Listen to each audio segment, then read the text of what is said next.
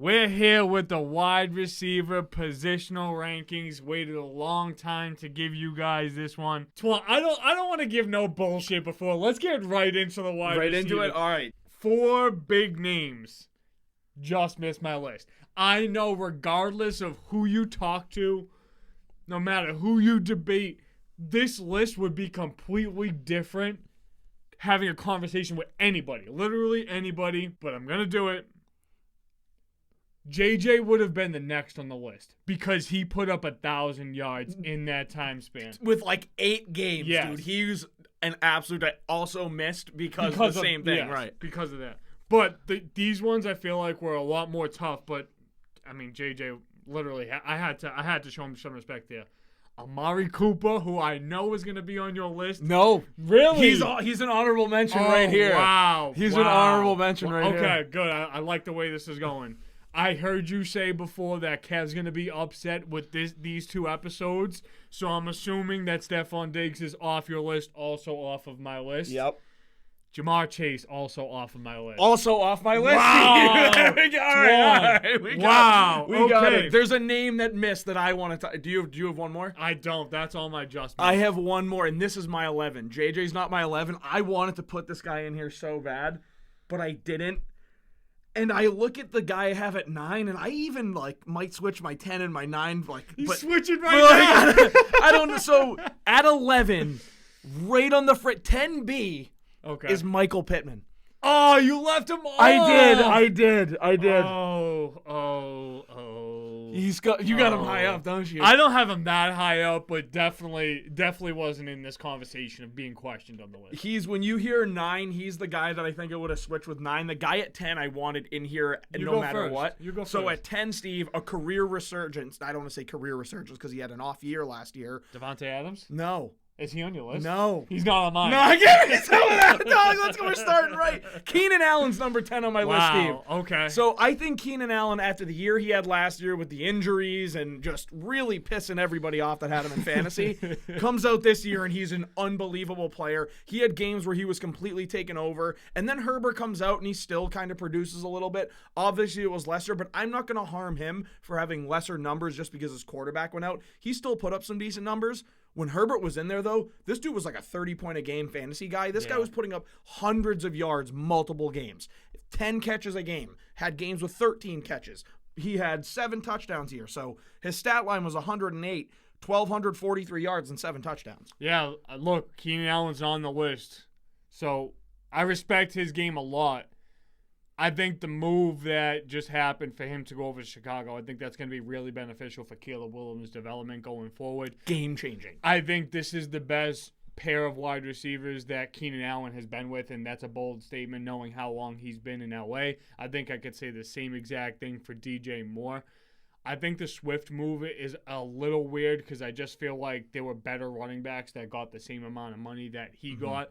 But the Chicago Bears are in a good scenario to be set up for success, and I know that there were a lot of offensive questions. I just watched Ryan Poles on the Pat McAfee show.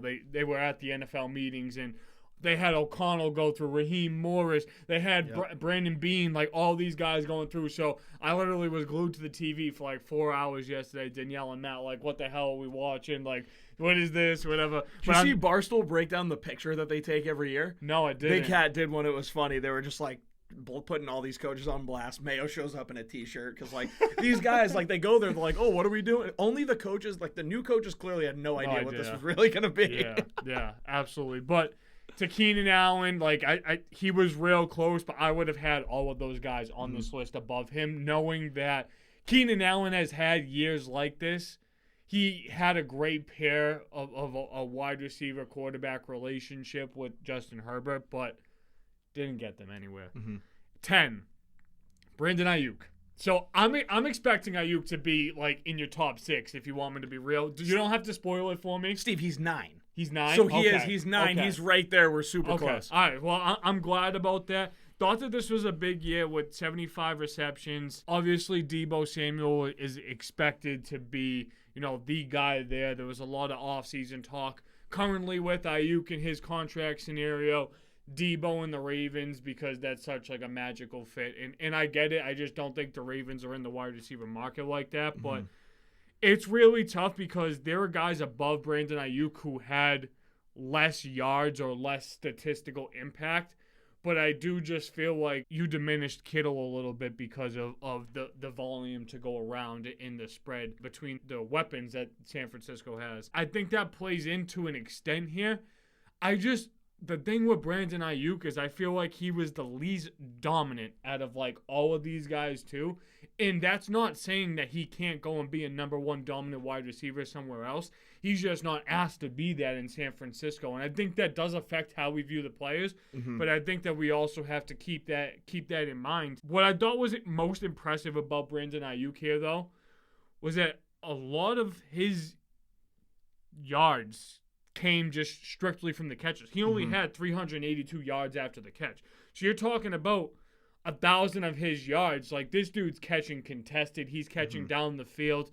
All of that's really important. But somebody would also take that away because it's like, all right, he makes a catch and then nothing happens after that. Like, in the course of 17 games, if you average out 380 yards, like, over that course, it's not a drastic amount of yards after the catch, you know? It feels like he had a quiet, insane season. Yes. Like, that's how it was. Like, 75 catches is the lowest of any receiver on my list here. But 1,342 yards is like a lot. Kind of middle, like sixth most or something like that. Kind of middle of the pack here. Yeah. He gets 7 touchdowns as well, and he does that in an offense that has so much going on in it. I know I diminished or I didn't disrespect Kittle. That's why I said diminished. I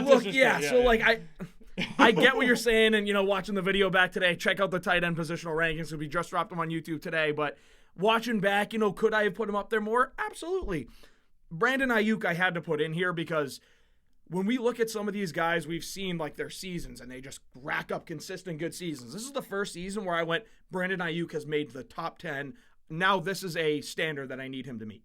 And you kept Brandon Ayuk on the list over Michael Pittman. I did. Okay. I did. It was super close, but I think I would have replaced him. I wanted Keenan in here so bad because of how bad he pissed me off a year before. And to see him come back at like 33 years of age with Easton Stick playing quarterback for half the season, and just the team was completely demolished, fell apart, had no identity. Hustle, no identity. They didn't want to be there. Yeah. It was good to see him just consistently put out those numbers and still try his best. So that's why I wanted to give him the number. Yeah, good 10-9 there. At 9 for me, Nico Collins. This might be a little bit lower on the list, but absolutely deserving, especially when you look at like the receptions. They don't jump off the page, but Tank Dell isn't on this list. Like, I feel like that's an assumption. Tank Dell had a great year, but without, a wide receiver like that, you're talking about a 100 reception receiver in Nico Collins. Yep. We kind of saw this build up over the past couple years, but there wasn't, a quarterback that would really bring out who the guy was going to be. C.J. Stroud did that. I mean, 80 receptions, 1,300 yards, 8 touchdowns. We saw the yak yards with over 500. And the playoff presence, it was there. It was relevant. He was demanding. This guy is going to be, I don't think he's a top 3 round fantasy receiver just yet, but he's in that 4 or 5 range. I mean, I think when you consider, depending on your league format, 12, 14 team leagues, he's probably going to be taken. I think when you bring this to a fantasy perspective, knowing Arthur Smith is going to be, the OC in, Pittsburgh, it's like, would you select a Nico Collins over a Najee Harris next year? I feel like that's a real tough question. That is, especially knowing that there are more weapons in Houston now and the ball might get distributed more. But and a better core in Pittsburgh, too. Right, 100% a better core in Pittsburgh. That's a good question. It depends on how you value the running back position. I do value it very highly, but I understand that Pittsburgh not only has Jalen Warren with Najee Harris, they just signed Cordero Patterson as well, who I think is going to have a couple of those.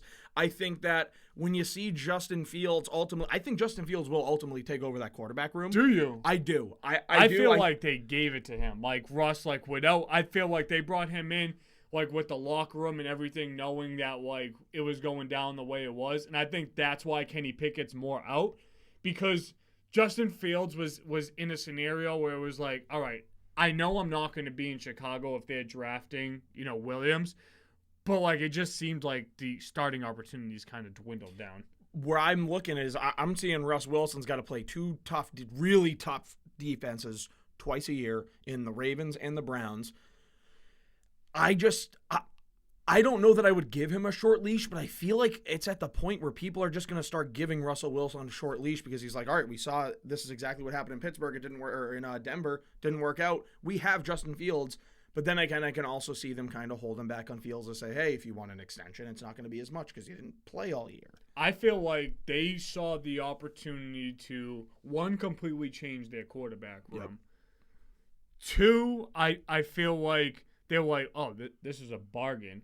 Because I feel like realistically, they traded him for a 6, a conditional 6 that can go to a 4. Mm-hmm. I think that there could be quarterback problems by week 5 that they can get more in return than what they gave up. And it's just like getting assets. You know what I mean? Steelers have sneaky won the offseason so far. Steelers and Packers are the two teams that I'm looking at as like some of the best acquisitions in the offseason. Yeah. Jadeveon Clowney, by the way, is an absolute fucking idiot for leaving. Going to the Panthers. We'll talk about the offseason grades, right? We're on Nico Collins, and Nico's my 8. Okay. So like he's right there at 8. I have him right. Wow, Twan. We're damn close, right? Yeah. I'm shocked with how well this is working out. Mm-hmm. I did want to just like compare that Nico Collins scenario because I just feel like that's the fantasy conversation he's going to be in. I think you might take Nico Collins over a guy like Keenan Allen next year, knowing he's going to be wide receiver 2. Interested to see about DJ Moore, though. Like I would assume that DJ Moore would be the one over Keenan, and maybe a guy that you still would take over Nico Collins. We're going to have to see because it's all going to come down to it's not like who's Justin Fields comfortable with anymore over there. It's who's Caleb Williams going to be the most comfortable with, and he has 2 elite route runners at the wide receiver position now. Mm-hmm. But speaking of elite route running, Nico Collins' route running was absolutely incredible this year, completely improved. And it's not like he was a scrub in years prior. You said it perfectly. He had that quarterback that helped elevate his game. CJ Stroud, coming to a top 5 near you soon. Ooh. But I mean, like, Nico Collins played great. And then Tank Dell kind of showed who he was. Nico was still producing. Tank goes out. You know that he's the guy that's going to get the ball, and he still couldn't get stopped. He had a game at the end of the year where C.J. Stroud had like 227 passing yards. 175 of them were to Nico Collins, and nobody could stop it. Yeah. He is that dude. Almost 1,300 yards, 1,297 with 8 touchdowns off of 80 catches. I mean, that's a hell of a year. Another blossoming year for Nico Collins. I just feel like the most important part about all of that is all of those offensive pieces in Houston, I feel like, complement each other so well. Yep. Like, I feel like Tank Dell is a completely different skill set than Nico Collins. I feel like Dalton Schultz gives them an added element if they need to do, like, more of a play action or kind of like a safer type of a conservative offense. And I don't think that they need to do that by any means. But it's going to be interesting, like, what they continue to bring in there, because I'm assuming that they're going to add a young running back, knowing that they missed out on Saquon Barkley and Devin Singletary. But they got Mixon. They got Mixon, but I know your opinion on Mixon. Right. I just think long term that could be a beneficial thing that they do. Mm-hmm. And I also feel like it can give me a little bit of the glimpse of, like, kind of what happened with James Cook, right? A guy that kind of fell to you at a perfect spot like he did in Buffalo, wasn't expected to be the guy year one, could go in and look, I know like Mixon got paid, but I just think for the amount of games that we're seeing, you're going to see more of like those committees like I realistically do. And it helps keep Mixon healthy too, right? You draft one of those young guys, they get a Shipley. Because that's like a good complementing running back to Mixon's style. So for sure. Really interesting. Who do you got at 8, Steve? 8 is where I have Pittman. This is pretty close. Yeah, no, this might be the closest of all of ours, and this is where I thought we were actually going to debate the most. Starts getting a little bit hard at 7, though. So I will say that. But Michael Pittman, I feel like I couldn't talk about this year without Michael Pittman because we flip back and forth so often on this name specifically. Oh, is he a top wide receiver? Oh, he had a really bad year. Oh, there's quarterback complications. And that's kind of been the story throughout. But he puts up. He catches a ton of receptions every single game, rounding out at 110. 150 targets, that's a lot. I know that for the games that we have in the NFL today, you're talking about the most targets on this list is 180. I mean, 30 less than that. I feel like this dude is getting a pretty hefty volume. he had a decent amount of yards. Like, I know you would want to see that be a little bit more improved, and the touchdown numbers weren't there. That's the biggest complication, and I understand if that's part of your reasoning for leaving him off your rankings. I just feel like Michael Pittman was so valuable for what the Colts did this year. It wasn't a Jonathan Taylor year compared to what we've seen in the past. It wasn't, Anthony Richardson took over. It was Michael Pittman carrying that offense game in and game out with Gardner Minshew making the right decisions. The Colts were a tough team to play this year. They're going to be a tough out going forward. Yep. If they continue to bolster that secondary and they add pieces around Anthony Richardson, watch out for Brock Bowers. We talked about that in the Top Prospects episode. I really do feel like the Colts are being overlooked because Tennessee's making big moves. The Jaguars have big-name players, and the Houston Texans made a lot of noise, So the Colts are a deadly team. Lou, we got you.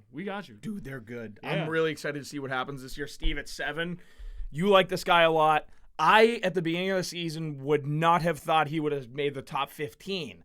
But here's DJ Moore at 7, Steve. DJ Moore had an awesome season. He did it all outside of win the games himself for the team. Now, when I look at the guys I have above him, spoiler alert, it's all teams that have made the playoffs. So that's where I have DJ Moore a little bit back here, and I don't want to hinder that on just DJ Moore. His individual performance was insane, whether he catches it in the short field and takes off yards after catch, we saw it both. Or he just cooks you in the middle of the field, or he beats you deep. He can do it literally however you want. He helped elevate Justin Fields' game. Without DJ Moore, we're not saying the Bears gave up Fields for a bag of chips. We're saying, the Bears got rid of somebody because they need Caleb Williams. Yeah. Without DJ Moore, Justin Fields is not Justin Fields. Just think of how much better that team could have been. Like, I know the Bears don't pick for a little bit after 9, but even if you went in, got your guy at 1, if you decided to keep Justin Fields, I'm not going to entertain this too long knowing that that's not the case. But you could have gotten so much talent to build around that team. I feel like it was really tough to weigh that. I respected hearing what Ryan Poles had to say, and he seemed like a really good dude. Yep. I want you to go check that out on McAfee. I watched that one, Okay. I got nothing to do during the day. But with all of that, like, the Carolina Panthers got fleeced. They got fleeced. Like, how? Like, DJ Moore probably could have gotten a good compensation just for himself if he wasn't attached to that trade package. Never mind a first last year. Never mind the first overall pick this year. A top wide receiver. I talked about DJ Moore's numbers with Justin Fields specifically, and it was a 75+ completion percentage, a 90+ passer rating, 1,100 yards. Like, it was crazy numbers. I do think that that's going to impact DJ Moore's numbers a little bit, but adding Keenan Allen should round that out a bit more. Wouldn't be surprised if the Bears added another weapon there. They don't need to, but I wouldn't be surprised if they did. DJ Moore is a little bit higher on my list. He had a great year. He can do it with the yards after the catch. He can catch it behind the line of scrimmage and make you look silly. He can make that contested catch for a smaller dude. I don't think he got the love and the recognition he deserves, and I don't think Cam Newton fully developed DJ Moore to the receiver that he really could be. You put DJ Moore with Patrick Mahomes, like, he might catch 1,600 yards. Seriously. He's that good. He is that good, dude. But I can't wait to see what they do. No, I know. It'll be interesting, and I don't want my conversations for the Bears to think that I'm hoping negative things for them, because that's not the case. Right. They've been bad for so long. I like seeing those bad teams turn it around. Like, it's awesome that the Browns aren't going 2-16 or 14 anymore. Like, you know what I mean? The Jags are good. Yeah. The Lions are good. Like, these teams, like, this is what the Houston Texans are good. Yes. Like, this is what we want to see. Like, Yes. and it comes at the price of our teams, unfortunately. But at the end of the day, you know what? I'm okay with it. It's okay for a short amount of time. At 7, this is where I think you're going to call this really low. This is where I have A.J. Brown. Low on the list. It's not really low. No? Okay, good. I love that. Look, he balled out. Like, when we talk about these numbers, 100+ receptions, 158 targets, 1,400 receiving yards, 7 touchdowns, that's all great. But I feel like it could be even better if I wasn't hearing all this nonsense in the media, in the locker room, and Philly has no excuse to not win a Super Bowl, especially now they add Saquon Barkley. I know they're losing, Fletcher Cox and Jason Kelsey, 2 cornerstones of that franchise for the past decade plus. But I just feel like Howie Roseman is always putting those guys in scenarios for success. I don't know if there's people that are holding it against Jalen Hurts. I don't know if it's Sirianni or whatever the case may be. Even though the numbers are up there, and if any other receiver on this list had these numbers besides A.J. Brown, they would be in the top 5. But because we know the standard that A.J. Brown has, because we saw the touchdown playmaking ability last year, even last year he might not have had as many yards, but he just seemed like a much more dominant, dynamic, explosive receiver. I don't know if a lot of that's because the Eagles started, 9-0, 10-0, and then drastically dropped off the second half of the season. I just feel like it really wasn't a consistent year. And there were points in times this year where Devonta Smith was the saving grace for them. Yep. And, I mean, just to bring this back to the decision you made before the season had started. Stupid. but look, I mean, the second half of the season, it looked like that was going to work out. The beginning weeks, I mean, yeah, that looked like a shitty-ass move, but you drafted Devonta Smith over A.J. Brown. They're realistically a round apart in where you're going to select them, and it's just who of the defense is going to cover more, and that's really what it comes down to. I acknowledge that A.J. Brown, with the numbers that he had, could have been higher on this list, but I also think that there's a lot of guys that had some of their best seasons, and I feel like that needs to be credited more than A.J. Brown's past season. I couldn't agree more. That's why A.J. Brown's 6. Okay. So I have A.J. Brown here at 6, and when I think about the Eagles, I think of a very delayed Super Bowl hangover, right? It's one of those where you wake up, you're like, oh, fuck, it's like 6 in the morning. You got to drive. You this weekend? Right, literally. You got to drive home. Then you get home, you're like, oh, okay. It's like 8 o'clock. I'm going to take a nap now. You take a nap. You wake up at 12. You feel like dog shit when you woke up. That's what happened when all of a sudden it hit week 11 when the Eagles had them. Like, that's what it was. They had a crazy delayed Super Bowl hangover. A.J. Brown had some games where he truly took over. That's why I have him one spot above DJ Moore, where he owned the game and he won the game for his team. But then there were some games where you're like, there was stuff to be desired. There was a point in time where around week 7 or 8, people were talking about A.J. Brown as the offensive player of the year. Yeah. By the time it got to that back half of the season, nobody was saying it anymore because he just kind of disappeared. But when you look at his numbers, he's still 106 catches, 1,456 yards, 7 touchdowns. I want to see next year, those numbers are good, but I want touchdowns to go up from a guy like A.J. Brown. He's a guy that needs to beat you deep. He's the guy that needs to go up and get the ball in the end zone. If you throw a fucking Hail Mary, A.J. Brown's going to be the guy to go up and get it. Just talk less. Talk less, dude. Let your play do it. You exactly. know what I mean? Don't bitch when your quarterback's not getting you the ball. You think he doesn't want to get you the ball? You're his boy. He wants to get you the ball, but he's also trying to win a game. How are you going to expect him to win a game when he's trying to take care of the fucking toddler in the corner? Yeah. It's like... he's better than that, and he's so much better than that. He got paid. He's on a good team. There's nothing to be bitching about A.J. Brown, and I get it. I like seeing passion from a player, but let's reel that in a little bit, and let's channel that to go win yourself a fucking Super Bowl. Yeah. There's a difference between being a dominant receiver and being a winning receiver, right? Yep. And we've seen Tyreek Hill, and look, I'm just taking this because this is one of the most dominant receivers that we've seen win a Super Bowl in years past.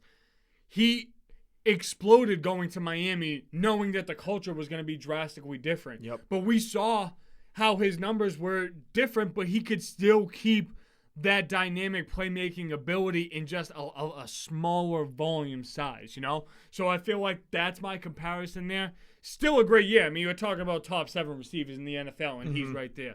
6, I'm not going to go too in-depth about it because you just talked about it. This is where I have DJ Moore. So this worked out great. It did, because this was my most controversial part of my wide receivers. I feel like we are going to have the same names.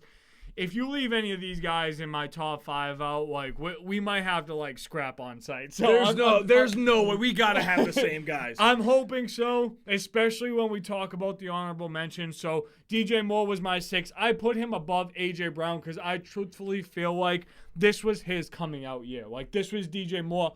Hey guys, like I'm here, like I can be just as dominant as anybody else, and I did it with this catastrophically damaged organization in that quarterback room that you said was shit. Oh, well, I came here and I made that great. And I feel like you can view that so many different ways to the Justin Fields conversation, but he's in Pittsburgh. Caleb Williams is going to be the quarterback for the Chicago Bears. And I think that this is going to be, a great weapon for him to throw to. Let's see, if that maturity, for Caleb can come in and he can be a pro around these guys. With that pink iPhone, I didn't like that Eli comment, but with that pink iPhone, I don't know by any means. Swan's out here just looking for any ways in the group chat to roast Eli Manning and the Giants. Oh, my God. I'm going to come in with 5. Hall of Fame receiver. Solidified his case. Might be too low because his year was so historic. Playing with Jameis, playing with Tom Brady, less expectations with Baker Mayfield, and this dude realistically could have been the Offensive Player of the Year conversation. Mike Evans balled out. I'll let you go into the numbers a little bit more, but there was just so many different conversations going on in the offseason with the Tampa Bay Buccaneers. What are they going to be? They're not going to be able to recover or recuperate. They took care of their own. I love seeing guys last their entire career. I think that Mike Evans signs an extension that can lock him up as a Buck for life if that's what he chooses. Yep. There's still questions, I feel like, with that organization and their direction, but last year was the biggest question mark, and they answered all the questions, and they did that successfully. So that division got a lot more competitive, or the Falcons got a lot more competitive, not even the division. But the numbers speak for itself. I mean, Mike Evans balled out, and one of the greater receivers that we've seen in the past decade. 5 might be low, but this is where I have Mike Evans' season. At 5, Steve, I have Mike Evans. Oh, wow. So at 5, I have Mike Evans. The thing that jumps off the page to me here is tied for the most touchdowns out of a wide receiver at 13. Yeah. The only other guy that had it is Tyreek Hill. Mike Evans was still burning people, another 1,000-yard year, and you said it great to go from Jameis have 1,000 yards, Brady to have 1,000 yards, Baker Mayfield, who we thought was done, have 1,000 yards. And all the shit talk I was saying to the Bucs are nothing. Mike Evans is going to a different team in the offseason.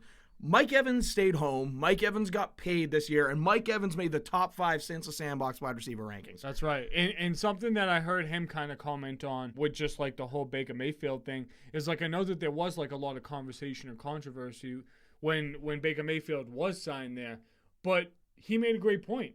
He thought that Baker Mayfield's skill set was very comparable to Johnny Manziel, who was his college quarterback, and they had a lot of success at A&M. They really did. Mm-hmm. So I feel like it makes sense. I hope that they have a good enough season to at least come in second in that division, because if the Saints or the Panthers do, it's going to be ugly. I know, dude. I know. But the Bucs were able to silence the noise, and they, from what they win a playoff game, Steve. Yeah, absolutely. I know. That's even crazier. Crazy. 4. Oh, I'm dying to know if we have the same top 5, because that would be crazy how similar our rankings were. Knowing how differently, we really view a lot of this stuff. 4 is where I have Amon-Ra St. Brown. Okay, little different. Okay. Very little. That's fine. He had crazy numbers. I'll let you go into the numbers a little bit more, but this was a guy that's continued to develop year after year after year. It's not just develop, he's evolving. And this was the most silent 1,500 yards I've heard of in the NFL in a long time. Because I feel like there were games where I was Amon-Ra only had 4 catches for 76 yards. And then there's just other games where he's having 11 catches for $111. Yeah, you know what I big mean? numbers. Exactly. Yeah. I do wish that 10 touchdowns is a silently good number too. There were a lot of touchdowns scored by the best players in Detroit, and you want to see your stars get in the end zone. We talked about that with Laporta. We have a great conversation coming up with the running backs in our positional rankings, so make sure you guys stay tuned because that's up next. But Amon-Ra is an absolute dominant number 1 receiver, and you don't have to be a certain mold or a certain build or playing a certain scheme or playing a big market. He's proven that. This was a guy that was taken later in the draft and was disrespected through the process. Love the fact that he's able to continue to grow. I think Detroit does have something special brewing, and I know you're a big Detroit person. I didn't want me to come across as a hater with saying it, but everything that I kind of said about Detroit kind of came to fruition. Like, I just didn't think that they were that Super Bowl team yet. They got there now. They got their experience. Now I can't say, like, oh, they still need time. It's proven now. They gotta go now. They gotta go now. Mm-hmm. Absolutely. Amon-Ra here at 5. Can debate that he's supposed to be a little bit higher, but 4. I got what? He's at 4. He's at 4. He can debate that he can be higher. Don't switch on me like that. We both had Evans at 5. Yes. Can debate that he could still be higher, though. So I had him at 3, Steve. So I had him one spot up, very, very close. I'm just going to talk on the numbers. 119 catches. Damn. 164 targets. Right. 1,500 yards, 10 touchdowns on a team that also loves to run the ball really well. Every year this dude gets better. He's a wide receiver 1. He's a first-round fantasy wide receiver to be drafted. This dude is a problem. Add another piece, and he's going to get better. He's not going to detract. He's going to get better and better and better. Almost 700 yak yards, dude. Hungry player, too. He goes out there, and he wants to be the best player on the field, and I love the attitude that he brings to the field. At 4, the rookie. Yeah, thank God. Puka Nacua. Thank God. 105 yards, 105 catches, 1,486 yards. The reason I have him below Amon-Ra St. Brown is that next number below, and it's the touchdowns. But when I watch this, the numbers do not. This is the definition of numbers not telling the story with the guy. Because he catches the ball. Bro, dominating. He runs. He gets hit. He stays up, the other guy goes down, and he keeps going. He gets hit, he keeps going. He gets hit. This guy, at yards after contact, I didn't see the stat. It has to be something ridiculous. Because this guy Puka Nacua, 640 yards after contact. Insane number, dude. He just did it time in, time out, to the point where we're like, is Cooper Kupp still in the fucking league? Because Puka Nacua took over. So, do you remember a conversation we had? No idea. We had this conversation in the middle of the year, right around like Cooper Kupp just had like 2 big games, but Puka Nacua was just coming onto the scene. I said to you that this dude was gonna be the best wide receiver there. 3 or 4 in the positional rankings. He did that. He did that. He did that shit. So, dog, dude. He absolutely is. I had to put him at 3 because I felt like personally, it was more impressive to me that a rookie came in and did that. More than A.J. Brown, more than DJ Moore. It was tough with Mike Evans because that's a historic season. But Amon-Ra, I just had to put him above that because to come in year 1 and dominate the league, a top 3 wide receiver when there's 30 guys that you could say are going to be making $20 million plus. This dude's going to be making fucking shit money for the next 3 years, but he's going to get the fucking bag when it's time. An absolute animal. I hope he's a dude that stays at the Rams for life. Like, I hope this guy just flourishes. And the Rams were shit. We thought at the beginning of the year they were going to be shit. They're not. They're serious contender. Like, serious contender. They're going to make the playoffs, I believe. I think my biggest thing for the Rams is obviously there's a hole with Aaron Donald missing. Yep. I want there to be a successful quarterback transformation there. Right. I don't think Stafford's done. Like, I think from what we've seen and what him and McVay have been able to do, I don't think he's done. But if you could put him in like a Jordan Love, Aaron Rodgers type of scenario to mold that, I think that would be perfect because the Rams are blessed with so much young talent. Kyron Williams, Puka Nacua, they like their tight ends. They have young pass rushers that, an average NFL fan might not know, but they're pretty productive that are just overwhelmed by the Aaron Donald name. Yep. The Rams are a good team. They're a strong organization, and for them to not be piss poor after giving up their future for like 6 years straight, very impressive. This is why, though, because Puka Nacua, who's at 3 for me, absolutely impressive. And when you can find guys like that, it's just shows that you're doing your job the right way. Agree. I 100% agree. Am I going with 2?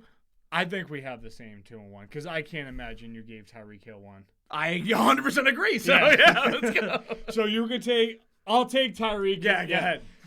Tyreek Hill. Look, first of all, we're not gonna let Tyreek Hill get diminished by Twan. He's not. This is a recognition episode. Okay, good. But a crazy year, right? Absolute crazy year. And this is somebody that was banged up for majority of this year. And I actually didn't understand the full year that Tua had until I really looked into Tyreek's season either, which is impressive. And as we're getting ready for our quarterback rankings, all things that we really do have to consider. But 170 targets?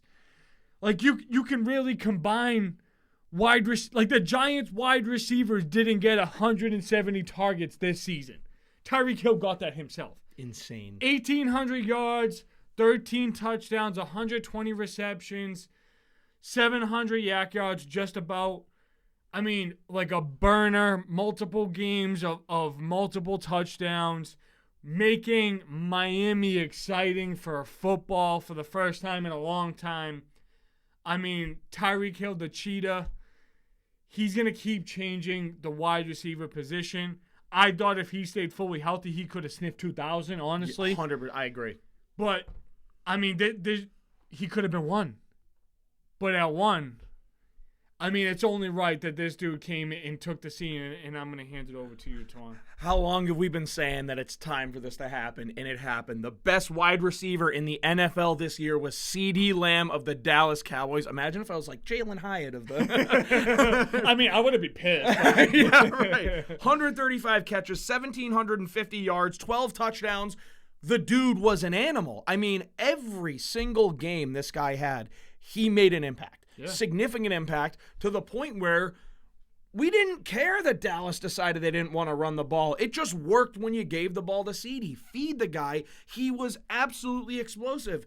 Contested catches, breaking away and getting open, the toe taps, being able to stretch the field, being able to catch it low and take the ball. Any aspect of the wide receiving game, he dominated. And he did it better than anybody else in the league did it. Yes. Literally the only thing that someone has over him is Tyreek Hill has speed over him. Everything else, Ceedee Lamb is the best of the best, cream of the crop, premier, salt of the earth. Say whatever you want about this guy. He had the best wide receiver season this year. He might have had the best wide receiver season in years past as well. Well, no, we look at Justin Jefferson, but maybe I'm getting a little carried away. But this is something that we had been speaking this into existence for so long, and it finally happened that he had the season that we all went, this is the premier wide receiver in the NFL. Yeah, and look, I think Ceedee Lamb can have other seasons like this. I think if the Dallas Cowboys want to develop into that Super Bowl type of a team, that's not what should be the ask of him. And that's the hardest part of this conversation, right? Is you want to show recognition to these great seasons, but great numbers don't always translate to success. Patrick Mahomes this year didn't have the best statistical season, but that doesn't mean that he's not the best quarterback in the NFL. 100% agree. And there's a lot that people need to understand about that. When we give you guys these positional rankings, it's not because this is the 10 guys that we would take at the top. Oh, if they're healthy, whatever the parameters are around your conversation. What we've seen this past year, for what we've given you in all the positional rankings, that's just applied to the regular season of the 23 season past. So keeping that all in mind, Twan, this was a pretty solid list from the both of us. So we didn't differentiate as much as I thought we were going to. A lot of the names that I had on the just missed or that Devontae Adams type of conversation, I thought you were going to have in. I'm impressed. So that's a great job from the both of us. But guys, let us know, what wide receiver do you think that we snubbed? What wide receiver is too high, too low? I thought we did a pretty fair job. But next up, we have the running back position. This one, I know that it can't be this smooth of a transition to the running back. I'm telling you right now. But I hope you guys enjoyed this episode. We have a lot more of the rankings coming. Go check out the defensive side of the ball. You guys know the deal. Peace, love, 5 stars, nothing less.